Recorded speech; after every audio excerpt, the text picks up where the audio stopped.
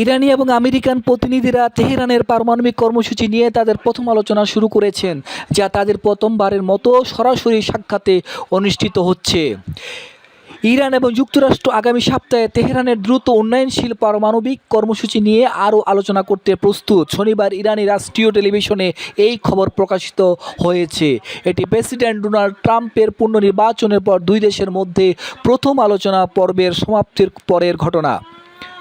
এদিকে ইরানের রাষ্ট্রীয়ত্ব সম্প্রচার জানিয়েছেন যে মার্কিন মধ্যপ্রাচ্য প্রতিনিধি স্টিভ উইটকফ এবং ইরানি পররাষ্ট্রমন্ত্রী আব্বাস আরাগচির মধ্যে একটি সংক্ষিপ্ত আলোচনা হয়েছে, যা ওবামা প্রশাসনের পর থেকে দুই দেশের মধ্যে এই স্তরের প্রথম যোগাযোগ।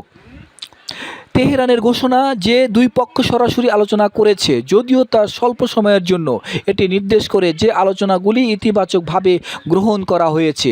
এমনকি ইরানি রাষ্ট্রীয় টেলিভিশনও যা ঐতিহ্যগতভাবে কঠোরপন্থীদের দ্বারা প্রভাবিত।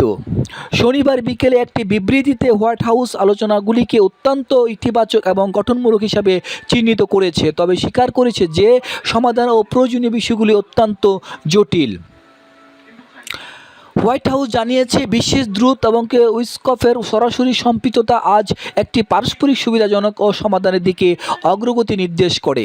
শনিবার একটি ইউএফসি ইভেন্টের জন্য মিয়ামির পথে ট্রাম্প এয়ারফোর্স এবং ওয়ানের সাংবাদিকদের জানান যে আলোচনা ভালোভাবে এগিয়ে চলছে।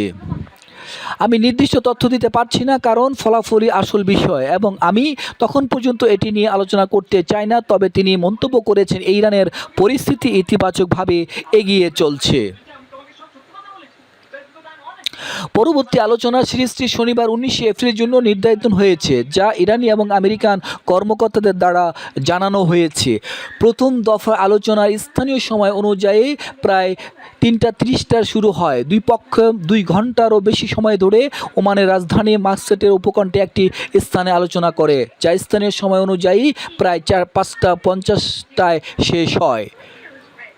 উইটকফকে পরিবহন করার জন্য যে কনভয়টি ছিল তা মাস্কেটে ফিরে আসে এবং পরে মার্কিন দূতাবাসের নিকটবর্তী একটি এলাকায় ট্রাফিক মিশে যায়। দুই দেশের জন্য এই আলোচনা অত্যন্ত গুরুত্বপূর্ণ, যারা প্রায় 50 বছর ধরে প্রতিদ্বন্দ্বী। ট্রাম্প নিয়মিতভাবে হুমকি দিয়েছেন যে যদি একটি চুক্তি না হয় তবে তিনি ইরানের পারমাণবিক কর্মসূচির বিরুদ্ধে বিমান হামলা চালাতে পারেন।